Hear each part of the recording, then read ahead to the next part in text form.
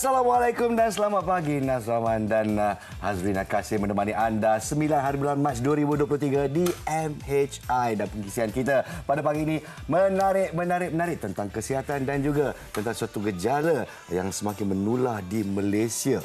Kita kena kekalkan keselamatan anak-anak kita. Betul tak Rina? Betul. Hari ini kita nak bincangkan pelbagai pengisian yang menarik.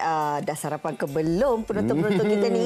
Kalau belum sarapan jangan risau. Sekejap lagi kita nak bawakan hidangan istimewa yang lebih berkhasiat. Untuk mulakan hari anda pagi ni, 9.30 tu kira okey lagi lah untuk bersarapan. Masih boleh. Masih boleh lagi untuk bersarapan. Dan kalau kita pasal sarapan, terutama kita rakyat Malaysia ni kan, nasi lemak kena ada. Baru saya makan pagi tadi. Oh ya ke?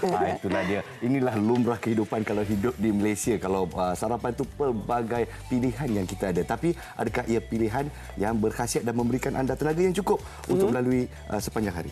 Itu yang kita kena fikirkan. Dan semestinya kurang lebih 2 minggu lagi ataupun kurang daripada 2 minggu lagi anak-anak kita akan memulakan sesi persekolahan yang baharu. Bagi ibu bapa dah beli pakaian sekolah, kelengkapan sekolah anak ke belum? Ni adalah waktu-waktu yang saya kira agak sukarlah tahun ni ya. Sebab bila kita dah mulakan persekolahan sesi baru untuk anak-anak, kemudian kita akan meraihkan kedatangan bulan Ramadan.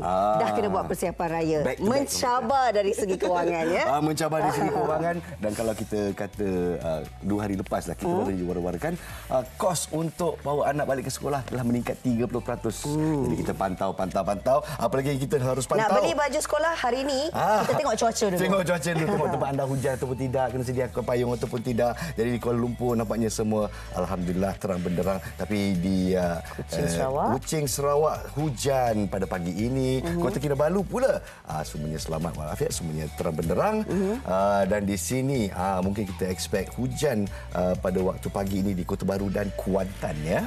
Okey, itu antara ramalan cuaca yang boleh kami berikan kepada anda kalau ada sesi perencanaan untuk anda lakukan aktiviti pada hari ini.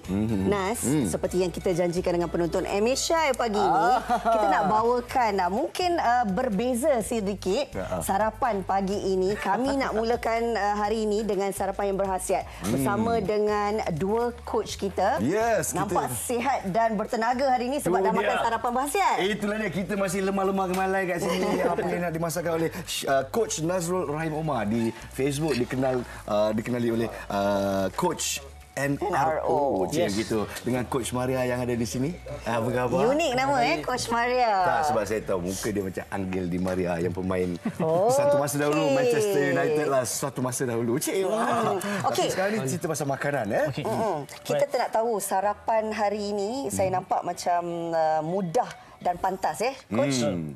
So, first kali, Assalamualaikum Nas, Waalaikumsalam. Rina. Terima kasih sudah menjemput sebenarnya. Kita nak tunjuk makanan-makanan yang paling mudah buat, paling senang buat, kenyang dan sedap. Kenyang itu penting Kenyang yang penting. So, jangan acah-acah. Saya yang penting sedap. So, hari ini kita nak buat roti wrap daging, roti wrap ayam, tempayaki. Teppanyaki. Yes. So, kita dengar pun macam sedap dah kan. So, cara dia senang je, mudah je. Ada roti wrap ni, kita nak ambil kalau boleh whole wrap lah. Whole meal wrap Whole meal wrap. So, kita ambil whole meal, boleh je ada orang kata roti putih dengan whole meal. Beza dia whole meal ni fiber tinggi.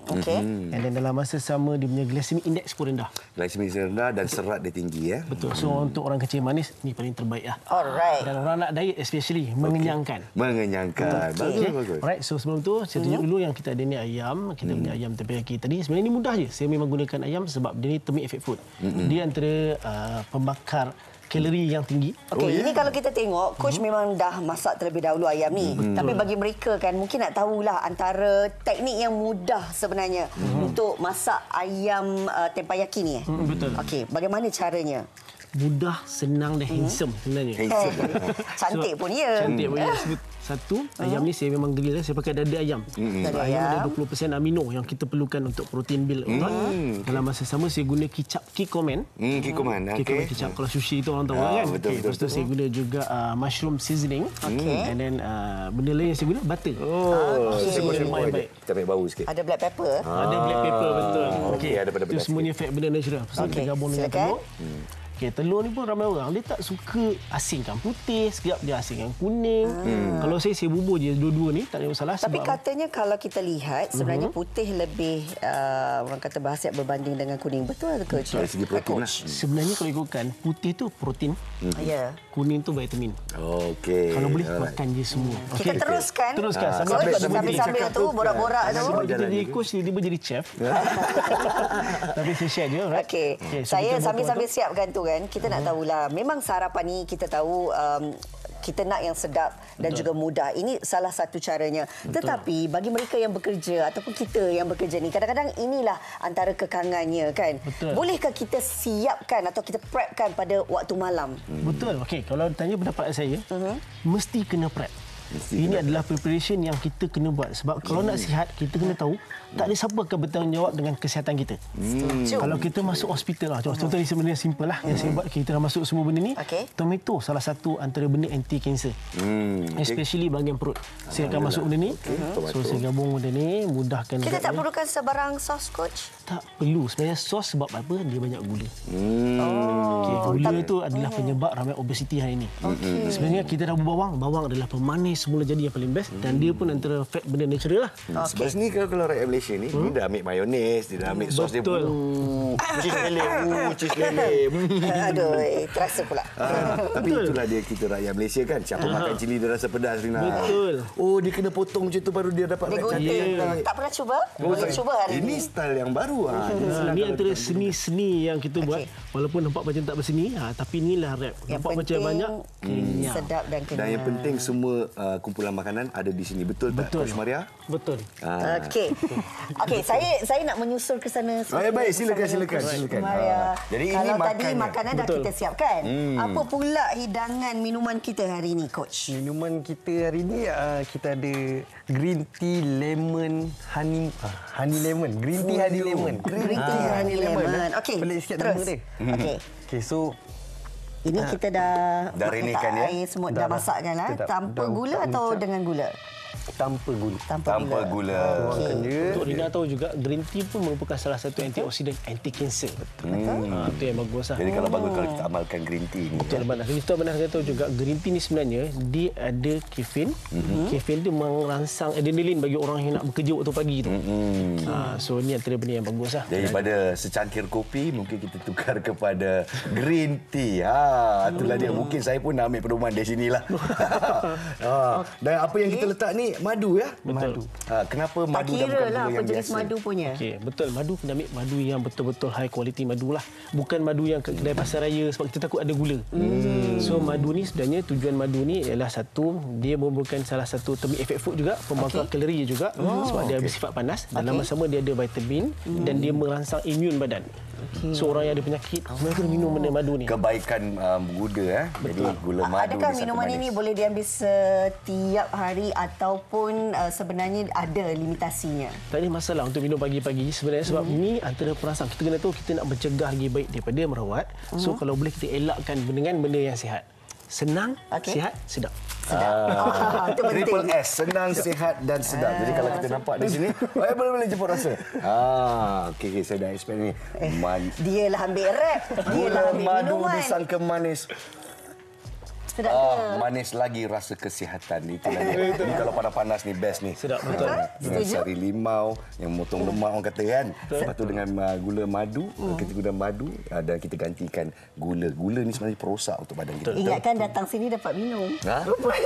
Dapat waiter sekali. Mari kita hidangkan di sini. Dia pegang rap, dia lah minum kan. Dan pandai juga kalau kita dapat cara dia rap tu. Saya kalau biasa nak cepat kan, kita kalau bulat tu, kita letak semua kat tengah-tengah, gulung aja kan. Tapi kalau kita potong macam ni, kita dapat lipat. Jadi semua kumpulan makanan ada. Kalau kita makan pun ada rasa kepuasan di sana. Ini coach dah sediakan sebenarnya sarapan untuk kita berdua. Bukan lagi. Terima kasih coach. Bangun pagi untuk korang, bangun pagi untuk korang. 4 pagi katanya. Oh, sejarah Untuk sediakan Isteri semua pun ini. mesti teruja pagi ni. Isteri saya kejut saya.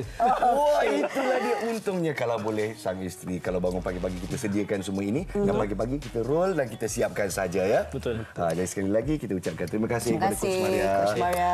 Dan Coach Nazrul. Kita ikutilah TikTok mereka. Sangat interesting sebenarnya. Coach NRO. Betul. Maria. Maria. Maria. Oh, dia betul-betul market diri dia Maria. Betul. Nasib baik muka handsome atau tidak. Alhamdulillah. Okey. Jadi kita ada perkongsian istimewa juga yang telah tular di media sosial. Bayangkan kalau anda Rina menjalankan fardu kifayah dan dengan komuniti menolong mengebumikan jenazah kalaulah mereka ni tak cukup kemampuan kan. Jadi ada juga satu kisah ini menarik sebenarnya. Tanggungjawab itu memang cukup murni. Apabila menyediakan perkhidmatan menghantar ataupun menguruskan jenazah kepada waris yang kurang berkemampuan. Tapi ini kisah Cik Masrul Guding yang mana ada berlaku insiden usikan dari jenazah. Dia umur 33 tahun, selama dia melakukan kerja ini tak pernah ada insiden. Jadi sekarang kita bersama dengan Encik Masrul Guding dari Kota Kinabalu, Sabah. Apa khabar kau ni? Assalamualaikum, khabar baik. Waalaikumsalam Cik Masrul. Hari ini tak bertugas? Semalam baru balik dari Kunak, Sabah. Okey. Wow. Baik-baik. Kami ni sebenarnya di Malaysia hari ini bersama dengan penonton Malaysia tak sabar nak dengar kisah usikan jenazah tu. Kalau boleh kita cerita sikit pengalaman tu. Jadi berapa lama dah buat kerja ni, Encik Masrul? Nak tanya. Okey, tim amal ni beroperasi pada 23 Oktober 2020. Alhamdulillah. Selama operasi ini kita sudah hampir 800 jenazah kita telah bawa. Alhamdulillah. Tapi selama ini belum ada lagi kisah-kisah misteri yang terjadi. Ya. Ini kira kali pertama lah ya? Ini pertama kali yang berlaku. Bagaimana insiden tu berlaku? Boleh ceritakan kepada kami? Okey, pada malam tu yang lewat malam dalam lebih kurang jam 1. 1 pagi, okey. Ya, jiran ada telefon. Dia bagi tahu lampu van menyala. Ya. Oh, saya ambil video sekali ya. So sebelum video ni, saya dah offkan tu emergency signal. Okey. And then saya masuk, saya duduk, saya nampak lampu tu hidup semula. Bila saya tengok balik, saya nampak button tu dia kena tekan. So itulah yang saya buat video. Sebab selama ni ramai tanya apa pengalaman bawa jenazah kisah misteri. Ya. So bila kita cerita benar tu tiada kan? So kita buat rekaman video ni. Sekadar perkongsian lah. Okey. Sekadar perkongsian. Kunci pun tak ada dalam van tu. Ya Allah. Jadi inilah awak tengah tekan lampu hazard tu, jadi nak matikan lah. Tak mati-mati juga. Dia mati. Dia matikan. Dan bila tutup pagar, dia Tapi siapa yang tekan? Tengok button tu dia tekan lagi. Okey, saya difahamkan sebab ini anda rakam semula kan selepas kejadian tu berlaku. Waktu rakam tu, ada tak apa-apa perasaan debar, takut ataupun orang kata degupan jantung tu laju ke? Kalau dengar nafas dari segi rekaman tu memang rasa takut lah. Ya. Oh, rasa takut lah. Memang rasa takut juga. Rasa takut juga. Tapi memberanikan diri ya. Memberanikan diri. Jadi dalam 800 jenazah yang telah dikebumikan ni, semuanya di sekitar Kota Kinabalu ke? Jadi saya difahamkan kena jalan jauh sikit ni. Di seluruh Sabah. Di seluruh Sabah anda jalankan fungsi ni ya. Saya saja tanya soalan ni. Sebab tadi bila dia mula dia cakap Semenanjung, tiba-tiba dia sudah rasa perasaan takut tu keluar cakap Sabah dia.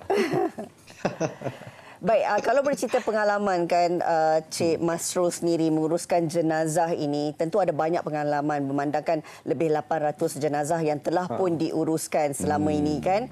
Jadi apa agaknya mungkin dari segi perkongsian ataupun iktibar yang Cik Masrul sendiri dapat melalui pengurusan jenazah ini? Okey, daripada segi pengurusan jenazah yang kita lihat ni seperti itulah janji Allah tu mati itu pasti. Apa yang kita ada semua akan ditinggalkan. So kurangkanlah kejar pada dunia, kejarlah pada akhirat. Apa yang mendorong Encik Masrul Guding untuk melakukan kerja ini ya? Saya amat kagum dengan pengorbanan Encik Masrul. Tapi apa yang mendorong Encik Masrul ya? Sebenarnya kos penghantaran jenazah di Sabah van jenazah dia kurang. Yang ada pun van jenazah swasta dan kos yang dikenakan terlalu tinggi. Sekiranya hantar ke luar daerah daripada Kota Kinabalu, sebagai contoh ke Lahadatu, Tawau, dia sehingga mencecah sehingga 1,800. Okey. Kalau kita lihat sekarang, video ini menunjukkan van jenazah terkubur di tengah jalan. Ini juga satu pengalaman bagi Cik Masrul kan? Ini antara salah satu cabaran kami lah sebagai pemandu van jenazah ni. bukan setakat di jalan sini, menuju ke daerah-daerah lain pun jalan pun tidak begitu baik. Allahu Akbar, pecah hati risiko dia kepada jenazah. Jenazah ni bila dia terlalu banyak bergoyang, dia akan mengeluarkan satu bau. Okey. So kita perlu elakkanlah tu lubang-lubang tu untuk mengelakkan fitnah terhadap jenazah tersebut. Waktu pandemik juga saya percaya Cik Masrul juga turut orang kata terlibat dengan pengurusan jenazah. Mungkin cerita pengalaman sewaktu menguruskan jenazah mereka yang menjadi mangsa COVID ini. Sewaktu COVID-19. Silakan. Okay, jenazah COVID ni dia mencabar sikitlah di mana ialah kita berpakaian PPE. Ada permintaan keluarga untuk membawa balik ke daerah asal yang memakan masa sehingga 8 jam. So kita terpaksa pakai PPE 8 jam tidak makan. Allahu Akbar. Itu antara pengalaman lah yang penting kita bantu mereka kan. Itulah di antara pengorbanan Encik Masrul yang kami di MHI tabik hormat dengan Encik Masrul ya. Jadi mungkin pesanan terakhir terutama untuk mereka yang sedang menonton, mungkin pesanan untuk mereka, silakan. Pesanan saya kepada rakan-rakan yang melihat langsung ni, marilah kita sama-sama ya membuat kebaikan walaupun sehari. InsyaAllah. Ya. Satu kebaikan setiap hari, insyaAllah. Bahagialah hidup kita. Terasa di hati ni. Buat terima kasih Cik Masrul hari ini. Sekurang-kurangnya Cik Masrul memberi inspirasi kepada kami semua untuk sama-sama melakukan amal jariah. Walaupun tidak dapat melakukan sehebat seperti Cik Masrul, sekurang-kurangnya ini adalah satu jalan sebenarnya untuk kita sendiri menilai kehidupan ini sebenarnya adalah bukanlah berakhir selama-lamanya. Kita juga akan menuju dan dengan satu tujuan yang sama di akhirat nanti. Kita harap juga lepas ni dah tak ada dah usikan jenazah ya. Yalah, kita doakan yang terbaik saja. Doakan yang terbaik saja, kalau apa-apa terjadi senyum saja, istighfar banyak-banyak ya, insya-Allah. Terima kasih banyak-banyak. Boleh bang. Selamat bertugas. Assalamualaikum. Saya amat suka akan positiviti yang ditunjukkan oleh Encik Masrul Guding ya. Walaupun sewaktu pandemik mereka diteruskan usaha pakai PPE 8 jam semuanya untuk menempah tempat di jannah nanti, insya-Allah. Insya-Allah, amin. Sekembalinya nanti kita akan berbincang berkenaan dengan kewujudan anti pornografi kanak-kanak. Ini merupakan satu unit khas polis yang akan ditubuhkan untuk sama-sama membantras jenayah pornografi. Liputan ataupun perbincangannya seketika nanti di MHI.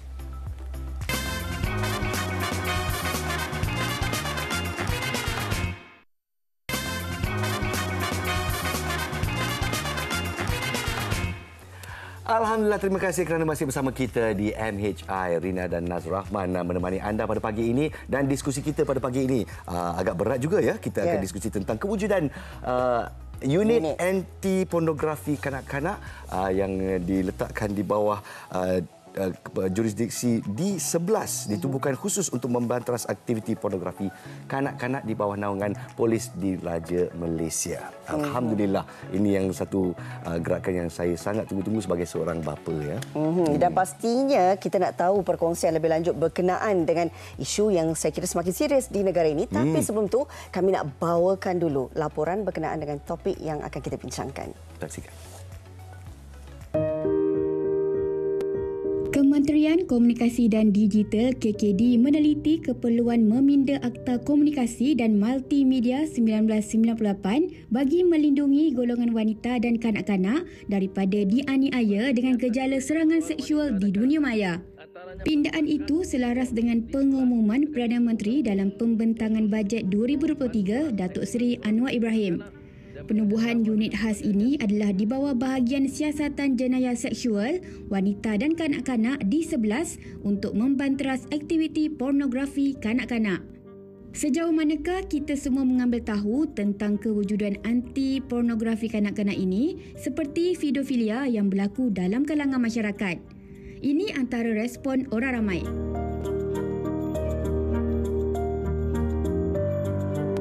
Pendapat saya okeylah, kira baguslah bila tertubuhnya unit anti pornografi kanak-kanak dekat Malaysia ni, sebab kita boleh orang atasan dia boleh kawal konten-konten yang keluar untuk anak-anak kita lah kan. Okey, saya sebagai cikgu pun kalau boleh saya sarankan juga pornografi ini kalau boleh bukan untuk kanak-kanak sahaja. Kita buat untuk menyeluruh. Okey, untuk kita membendung ataupun supaya anak-anak kita ni tak terjerumus kepada benda-benda yang tak elok macam ni lah. Bagi pendapat saya, bagus kerana dapat mengawal daripada membuat benda-benda yang tidak berfaedah. Pada pendapat saya, perkara ni harus dibentas lah kan. Kalau boleh ada pihak ataupun macam satu badan melindungilah kanak-kanak ni kan. Sekarang macam-macam. Walaupun tak di luar kawasan, walau di rumah pun banyak kes sekarang kan. Rumah pengasuh pun ada, kat luar pun ada. Kalau boleh ada satu pihak yang boleh melindungi kanak-kanak lah. Sebab kanak-kanak ni akan bawa ke generasi ke depan. Yang dah tua ni dah tak ada apa-apa dah. Yang generasi baru tu nak dibentuk lah. Kalau boleh tak naklah ada benda-benda macam tu. Tak elok kan.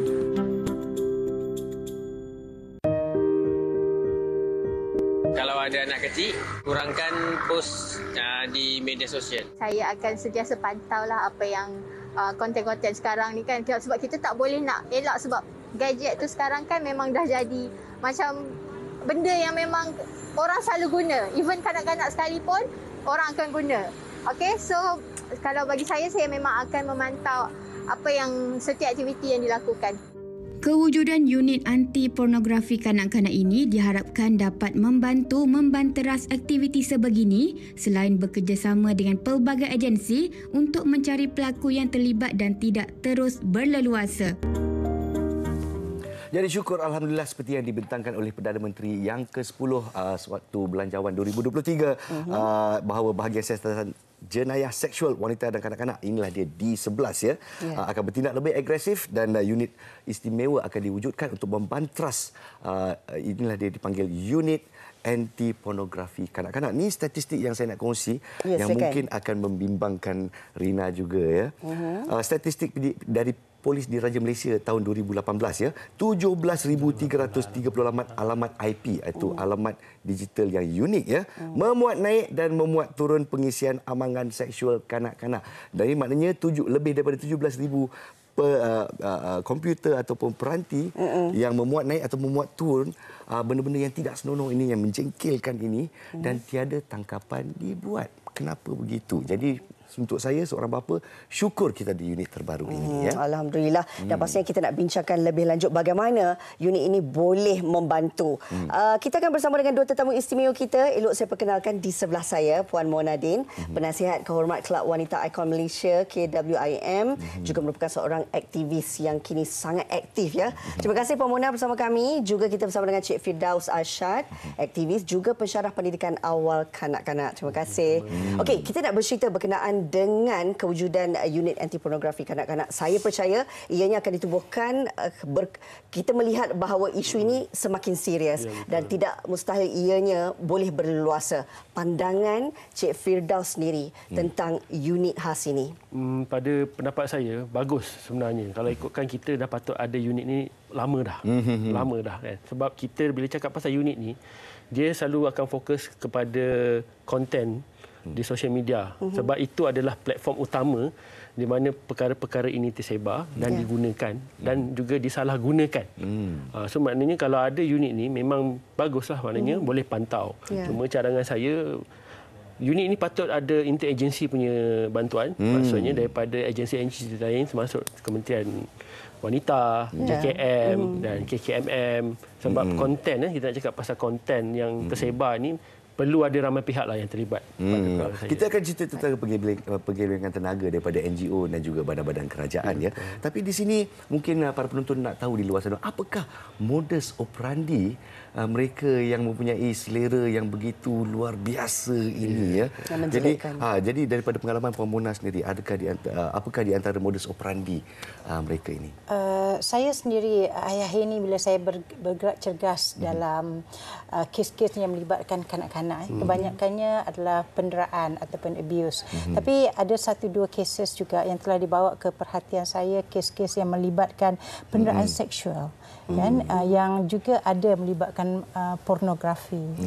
So saya merasa sangat bimbang sebab kalau seperti yang fakta yang tadi Nas sebutkan, 17,000 peranti yang terlibat dalam memuat naikkan kisah pornografi kanak-kanak ni di tahun 2018. Ya, saya. Sekarang di tahun 2023. Okay, 5 tahun itu memberi banyak pendedahan dalam media sosial dan sebagainya, dan saya rasa kalaulah ada angka terbaru ni, mungkin kita yang mendengar pun pengsan kan. So saya merasakan kes ni sebenarnya sangat banyak di luar sana. Tapi macam Nas kata, tidak pun ada satu tangkapan.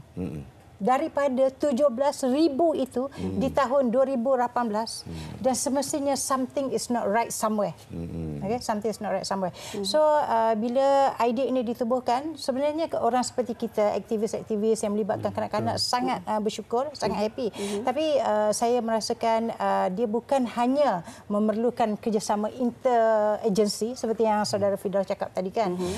Saya melihat diletakkan di bawah PDRM ini adalah satu sebenarnya langkah yang akhir selepas terjadinya kejadian, sekiranya ada laporan dibuat. Tapi pendidikan awal itu sebenarnya sangat penting, bukan hanya kepada anak-anak tetapi juga kepada sistem pendidikan kita dan juga kepada parents. Saya setuju bila Puan Mona menyentuh tentang pendidikan awal. Ini perkara yang perlu kita lihat daripada titik permulaannya lagi. Cik Firdaus, 7 hingga ke 8 jam sehari, itu masa yang diperuntukkan. Kita lihat rata-rata anak-anak kita masa dihabiskan menggunakan teknologi, tak kiralah smartphone, komputer ataupun televisyen. Apa ataupun bagaimana caranya peranan setiap daripada kita, terutamanya ibu bapa? Okey, ini kita memang dah tak boleh nak elak lah. Apabila kita nak cakap pasal gadget ni, kita dah tak boleh nak elak. Dah sekarang ibu bapa terpaksa terima dan ibu bapa terpaksa menggunakannya ke atas kanak-kanak dan anak-anak mereka. Tapi kesilapan berlaku apabila ibu bapa ni dia lepas tangan. Dia tak pantau konten-konten dalam tu, dia tak pantau link-link yang di-share dalam tu, dan kadang-kadang orang kata apa, safety mode yang patutnya di-set up dalam peranti ni tidak dibuat. Dan apabila dia, yalah kanak-kanak dia tahulah, dia tengok yang mana best je kan. Dia curious, dia nak tahu. Dan kadang-kadang bila kita tengok kat YouTube kan, iklan keluar macam-macam iklan ni. And then yang direkomend video-video yang next ni pun ada keluar juga kan. Untuk ibu bapa yang memang aware perkara ni, dia akan pantaulah. Tapi untuk ibu bapa yang terlalu sibuk, bila terlalu sibuk dan terlalu mengharapkan gadget ni untuk yang orang kata menenangkan anak mereka ni, ini menjadi masalah. Tapi bukan apa yang kita lihat saja. Kalau kita lihat kemajuan teknologi dari segi media-media sosial ni kan. Sekarang kita ada pelantar-pelantar baru seperti Discord, Twitch dan Pentium yang kita ibu dan ayah pun apa benda semua ni? Apa benda semua ni? Jadi kebanyakan mereka yang mempunyai selera yang luar biasa ni kan, yang macam binatang ni, mereka menggunakan pelantar-pelantar sosial untuk berhubung dengan anak-anak kita dan encourage anak-anak kita, oh kalau ni kita rahsiakan, jangan cakap dengan ibu, jangan cakap dengan ayah, dia tak faham awak, saya yang memahami awak. Jadi pendapat mungkin Cik Firdaus. Ada saya, dia itulah cakap, awareness tu penting. Ibu bapa kena ambil tahu. Let's say lah, kita ambil satu platform yang paling viral dan paling famous di kalangan kanak-kanak prasekolah, maknanya bawah 6 tahun adalah TikTok. Memang sekarang ni rata-rata anak-anak dia orang dah ada akaun sendiri dan parents encourage. Kita faham kenapa parents encourage, sebab yalah benda tu kadang-kadang jadi income. Peredaran semasa juga. Peredaran semasa. Lepas tu nak up to date dengan kawan-kawan, pressure kawan-kawan, kawan yang ada TikTok, awak tak ada TikTok. Ini berlaku di prasekolah ni. Dan disebabkan pressure ni, kanak-kanak ni nak ada TikTok ni. And then diorang tak sedar dekat TikTok dia tak semacam Instagram. Di TikTok ni dia semua ada, semua betul? Ada. Dia tak ada limit, tak ada penapisan. So apabila benda tu jadi trend dan perkara ini dia ikuti, contohlah trend menari. Kita tak perasan. Mungkin budaya luar terlalu seksi menari itu normal. Tapi bila masuk ke kita dan kita buat trend tu, kita ikut, parent pun suka ikut. Kita tak perasan yang indirectly kita sebenarnya buat konten untuk predator-predator ni. Ada mata yang memerhati. Ada mata yang memerhati. Ini yang kita takutkan. Betul. Ibu bapa pastinya menjadikan ia sebagai satu perkara yang kita tahu dalam rumah pun dah tentu tidak selamat. Bagaimana Puan Mona? Ya, because kadang-kadang benda-benda seksual ini kan untuk kanak-kanak mungkin berlaku even di dalam rumah sendiri antara adik dan abang, abang, antara adik dan kakak dan sebagainya. Tapi saya rasa perlu satu silibus mengenai perkara ini dimasukkan, terutamanya di dalam sistem pendidikan awal kanak-kanak. Sebab kanak-kanak sekarang ni dia ada handphone. Okeylah, we talk about TikTok. They may not publish it through TikTok, tapi dia mungkin mengambil foto-foto mereka yang bersifat seksual dan mungkin ada kawan-kawan yang mengatakan kau post dekat sini, kau bagi dekat sini. Dia ada secret group. Because seharusnya kumpulan ini tidak akan mendedahkan diri mereka. Kan? Jadi sesuatu yang terlindung inilah yang sangat kita bimbangkan. Dan sebab itulah unit ini sangat diperlukan. Kan binatang-binatang ini tidak akan melaung dengan cara yang terbuka. Kan? Jadi mesti ada pendidikan di peringkat awal, terutamanya di tingkat tadika untuk memaklumkan pada kanak-kanak. Sebab setiap anak-anak ada handphone sekarang. Mungkin pendekatannya juga perlu berbeza berbanding dengan... Ya, betul. Kadang memaklumkan tak boleh ambil foto macam ni, macam ni, dah tak boleh share dengan orang ni. You shouldn't allow. Macam kita kata, we always teach our children, lelaki tak boleh biarkan diri kita dipegang. Tapi perlu ada kempen yang lebih menyeluruh dan dia mesti dibuat sepanjang masa. Ini sebenarnya adalah satu pendidikan. Jadi harap unit baru ini dapat menggabungkan tenaga bersama dengan NGO ya. Tapi saya nak kembali balik kepada ibu dan bapa. Mungkin sikit fakta tuan, tahukah anda untuk memiliki akaun TikTok anda harus berumur 13 tahun ke atas. Jadi kalau ada budak 6 tahun 7 tahun ada akaun TikTok ni, masalahnya berada bersama ibu dan bapa yang tidak cakna ya. Dan satu lagi, kalau ibu bapa kongsi gambar-gambar yang dikatakan biasa, macam Rina kita pergi holiday dengan anak saudara ke apa, kita ambil gambar kat tepi pantai, oh lah comelnya kan. Tapi mata-mata yang memandang tu akan memuat turun gambar-gambar yang anda kongsi. Mungkin boleh kongsi dengan niat yang berbeza. Ya, betul. Sebab macam saya katakan tadilah, bila kita letak di social media sekarang ni kan, kita tak boleh pilih siapa yang melihat. Kan, kalau dia nak private mungkin dia boleh pantau lah kat situ kan, tapi bila ada isu di Taska ni, bila kita private ni, anak-anak ni tak suka. Kan, dia bergaduh pula dengan ibu bapa dia kan, tak naklah mama, tak naklah dia, I tak nak private because nak followers ramai. So nak tak nak, dia kena open to public. So bila open ni, indirectly awak juga mendedahkan anak awak ni ke dunia yang penuh dengan kita tak tahu siapa yang melihat. Okey, macam mana kita nak pantau perkara ni? Betul saya cakap kan. Pendidikan, macam Puan cakap, pendidikan tu penting. Okey, bukan sekadar di rumah, di sekolah, cikgu-cikgu pun dah kena bagi tahu dah. Perkara ini dah masuk, sepatutnya masuk dalam silibus. Dan perkara ini patut juga masuk dalam silibus pendidikan awal kanak-kanak di peringkat universiti. Di mana kami mendidik bakal guru yang akan keluar suatu hari nanti supaya mereka tahu dan benda ini boleh disampaikan di dalam classroom. Tapi bila perkara ini berlaku kan, macam mana nak pantau konten ni semua ni, memang dia bermula daripada ibu bapa. Jadi inilah di antara info-info yang kita boleh menggabungkan bersama-sama dengan Polis Diraja Malaysia, betul tak? Betul. Dan pastinya kita nak tahu juga bagaimana badan NGO, agensi boleh bekerjasama dengan unit khas ini. Saya merasakan untuk kes ini untuk kes ini dalam soal ini, dia bukan hanya di 11 PDRM, okey. Dia melibatkan lebih banyak agensi daripada awal, okey. Kementerian Pendidikan. Mesti juga ada Suruhanjaya Komunikasi. Komunikasi juga terlibat kerana mereka lah yang memegang semua aplikasi ini, yang mengetahui sebarang posting yang dibuat dan sebagainya kan. Jadi selain pada NGO, because NGO ini kami hanya boleh menyalak di luar. Kan, kami hanya boleh membantu kan, tetapi fungsi sebenar mestinya datang daripada authorities. Kan, daripada authorities. So saya merasa sangat worries on this kan, sebab yang paling saya concern kan bila berlakunya kes pasal kanak-kanak di Malaysia ni, baik penderaan seksual dan sebagainya, tidak ada figures, tidak ada pendedahan. Betul, tidak ada data. Tidak ada data. Jadi kan kalau masyarakat tidak tahu, macam mana cara masyarakat nak cakna? Kan, jadi benda-benda ni jangan disimpan. Dan saya melihat banyak kelemahan agensi kan. Kalau benda-benda terjadi, mereka instead of nak public kan supaya masyarakat tahu, mereka cuba simpan.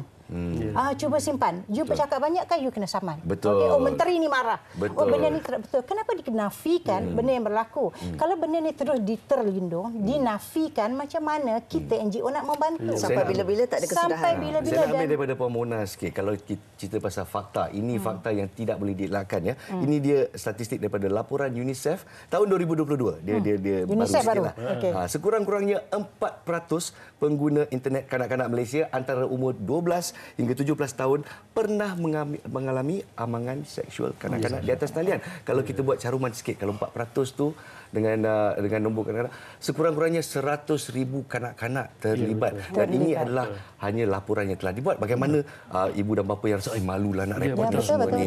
Jadi inilah situasi yang dihadapi. Apa yang boleh ibu bapa boleh lakukan untuk bersama-sama bekerja dengan NGO dan bekerja dengan polis di Raja Malaysia. Okey, untuk ibu bapa di luar sana lah kan. Saya punya cadangan adalah jangan rasa malu. Dan bila kita cakap pasal sex education ni, kita rasa macam kita nak letak barrier. Kita tak nak cakap dengan anak kita. Malulah perkara ni. Perkara ni tak boleh bagi tahu kat orang luar lah, dia akan buka aib lah. Kita aktivis ni banyak kena perkara macam tu. Bila kita buka expose kan, tu aib, tu aib. Especially pihak sekolah. Kita kena tahu beza. Nak jaga nama baik sekolah. Kita kena tahu bezakan di mana aib dan di mana kita nak carikan keadilan itu. Bukanlah kita nak buka aib itu semata-mata tanpa mencari keadilan sebenarnya. So bila ibu bapa kena selalu bercakap dengan anak-anak mereka, especially kalau yang mana ada social media ni, senang je nak tahu. Buka dia punya message. Sexual grooming berlaku di situ sebenarnya. Di komen-komen di bawah itu sebab dia itu okey, kena tahu macam mana mereka berhubung.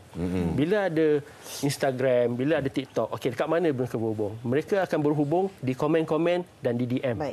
Dan grooming ini berlaku biasanya di DM. Dia tak akan berlaku di public. Sebab dekat public tu dia akan tulislah komen tu, oh bestnya, you are so cute, you know, very talented. Itu permulaan. Itu permulaan. Itu bila kita tengok kan, siapa yang komen ni?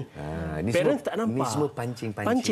So bila parents tengok pula, a good comment, positive vibe, dia tak sedar.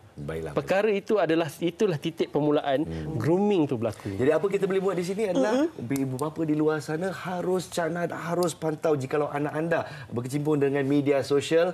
Jadi kita harap ibu bapa dapat bekerja sama untuk memantau anak-anak mereka dan diharap unit baru ini mempunyai teknologi terkini. Itu yang saya takutkan ni. Kalau tiada teknologi terkini, susah untuk kita membantras binatang-binatang yang bersifat luar biasa ini. Dan kita bukannya untuk membuka aib, tapi perlu ada sifat keterbukaan di mana kita berusaha untuk mencegah dari segi masalah yang berleluasa ini. Dan unit anti pornografi kanak-kanak ini sewajarnya menjadi asas kepada usaha untuk sama-sama membanterasnya. Terima kasih. Kita nak ucapkan kepada Puan Monadin, penasihat kehormat Kelab Wanita Ikon Malaysia KWIM, juga kepada Encik Firdaus Ashad, aktivis juga pensyarah pendidikan awal kanak-kanak. Teruskan usaha anda demi anak-anak Malaysia. Kita terima kasih sama-sama berusaha daripada seorang ayah yang biasa ini. Baiklah, kita berehat seketika di MHI dan kita kembali selepas ini. Jangan ke mana-mana. ST12 menanti anda. Wow.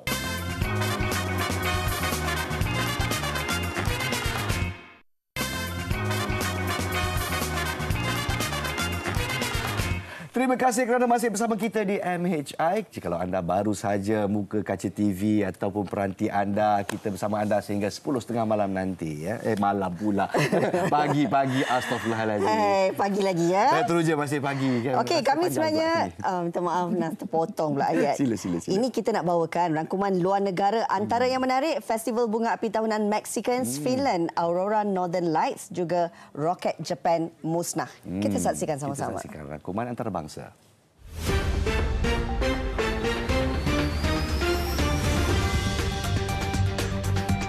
Menurut Pegawai Program Pembangunan Pertubuhan Bangsa-Bangsa Bersatu (PBB) pada 7 Mac lalu, kerosakan disebabkan gempa bumi yang dahsyat di Turki melebihi $100 bilion Amerika. Lebih 52,000 orang terbunuh di Turki dan Syria dengan ramai mangsa dalam keadaan yang cukup menyedihkan kerana tertimbun sewaktu tidur.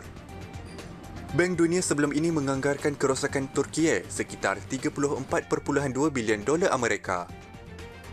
Adegan di wilayah Hatay yang paling teruk dilanda dan dilabel sebagai apokaliptik.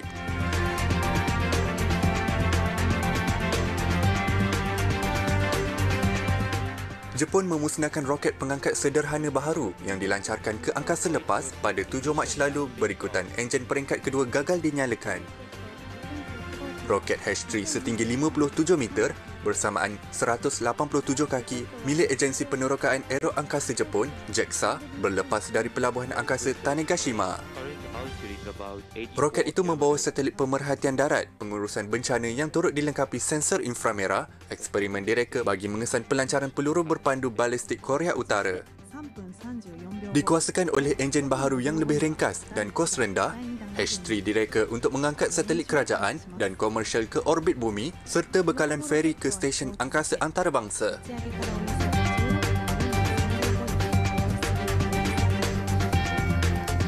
Cahaya utara terang dan berwarna-warni telah muncul di langit Lapland, Finland.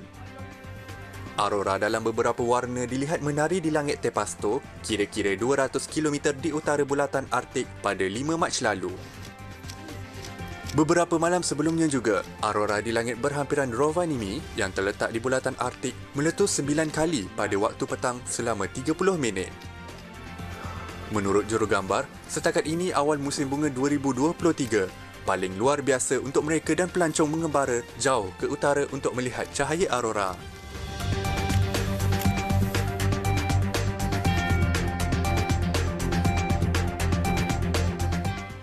Langit Meksiko bercahaya dengan pertunjukan pesta bunga api tahunan berwarna-warni pada malam 4 Mac lalu. Setiap tahun, penduduk Tultepec meraihkan Santo Penaung Bunga Api San Juan de Dios dengan perayaan selama seminggu. Penonton dapat melihat bunga api tradisional hingga memperincikan pertunjukan bergilir semasa perayaan.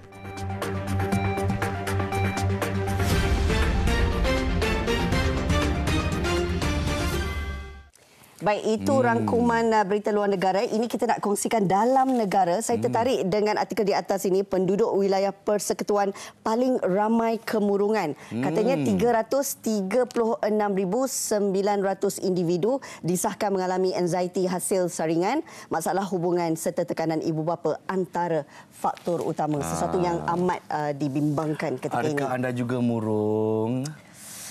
Tak adalah nak murung sangat. Janganlah tapi rasa murung. macam tak indah hidup ni tanpa lagu. Janganlah murung. Nyanyilah satu lagu untuk anda. Kau gadisku yang cantik. Coba lihat aku di sini. Di sini ada aku. Yang cinta padamu. Okey. Teka siapa yang nyanyi? Walaupun suara kami sumbang, tapi saya percaya lirik ini anda dapat kenal pasti siapakah penyanyinya. ST12 bersama kita. Jangan ke mana-mana di MHI. Selepas ini.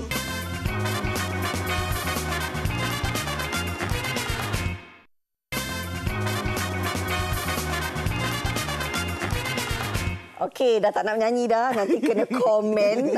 Ini kita nak bawakan bersempena dengan orang kata dah 2 dekad sebenarnya. ST12 tidak bersama dengan peminat-peminat mereka di Malaysia hari ini. Saya percaya anda sudah tak sabar nak menantikan persembahan mereka di Axiata Arena nanti. Tapi kita bawakan seorang dululah. Kita bawa seorang dulu. Jangan ramai-ramai. Kita kasih geli-geli sikit penonton-penonton kita.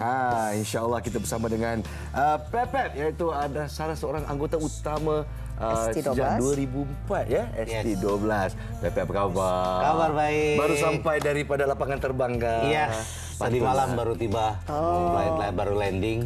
Cukup tidurnya? Agak kurang sikit.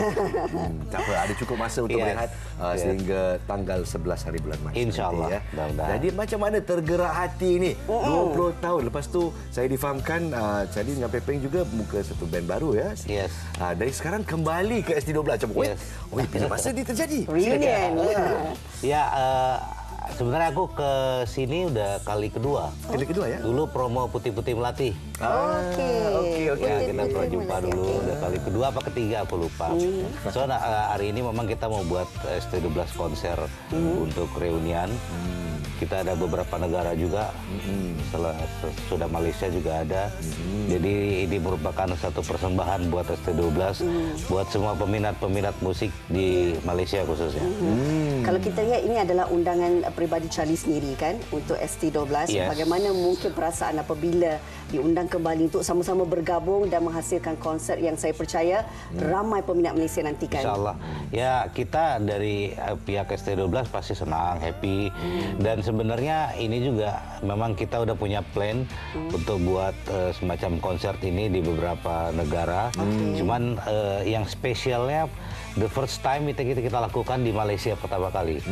Sebelum di Indonesia, sebelum di Singapura, sebelum di yang lain. Charlie buatkan spesial untuk pertama di Malaysia. Istimewa ya. Istimewa. Terima kasih. Penonton-penonton peminat-peminat Malaysia ada tempat istimewa di hati penyanyi utama Charlie-nya. Berapa buah lagu yang bakal didendangkan sepanjang persembahan? Memang ini ST12 Reunion ini juga punya tagline, memang dia membawa sebuah karya-karya Charlie terbaik. Ya, salah satunya nanti ada combine dengan lagu-lagu ST12 masa-masa dulu juga. Jadi kita mungkin akan bawakan lagu 30 lagu. Wow. 30 lagu. Durasinya berapa jam? 3 jam. 3 jam. Dan ini belum pernah dilakukan semenjak aku main band, Charlie juga. Dan ini the first time juga kita bawakan 30 lagu non-stop. Non-stop ya? Yes. Jadi sekarang nih itu ya ST12 diwujudkan 2004 ya. Sekarang 2023. Mungkin umur yang semakin lanjut kan. Jadi semakin matang lah. Semakin matang lah. Tapi rahsia ini. Kalau aku masih Sweet 17. Ya, sama lah kita. Apa rasanya? Sila ceritakan jenapa apa jamunya silakan. Jadi bersedia untuk konsert 3 jam ya? Yes, siap. Ready lah. Ready. Yang pasti tetap fun, ya, tetap happy. Itu yang membuat jadi muda lah. Saya suka. Hashtag aku suka. Okey, apa mungkin kelainan ataupun keistimewaan khusus untuk katanya ini pertama kali dan juga diadakan di Malaysia ini untuk peminat-peminat Malaysia kan. Right. Ada mungkin sebarang gimmick ataupun keistimewaan persembahan selepas 20 tahun. Terbang dari angkasa ke yang pasti kita akan kolaborasi juga dengan beberapa penyanyi-penyanyi bagus di Malaysia tentunya. Ada Ejat, ada Jacqueline, ada Firman juga. Sebab kemarin kita baru ST12, kita featuring dengan Firman, kita keluarkan lagu Kepingan Hati dengan Firman, Firman Idol. Jadi Firman juga ikut nyanyi bersama-sama juga. Jadi 30 lagu itu memang kita persembahkan buat peminat musik khusus di Malaysia. Jadi buat peminat musik tak rugilah kalau beli tiket. Kita akan bawakan full semua album-album terbaik dari Charlie juga. Nampaknya evergreen, bukan saja di kalangan peminat, tapi kalau kita lihat di media sosial di YouTube ya, macam single anda Jangan Pernah Berubah dan sekarang 50 juta view ya. Yes. Jadi adakah ST12 menanam niat untuk keluarkan lagu baru, single baru, khas untuk peminat-peminat baru? ST12 kita akan keluarkan juga, ada beberapa selepas raya. Selepas raya kita akan keluarkan juga. Charlie juga akan keluarkan beberapa single juga untuk penyanyi solo yang lain atau untuk bandnya Charlie yang baru juga.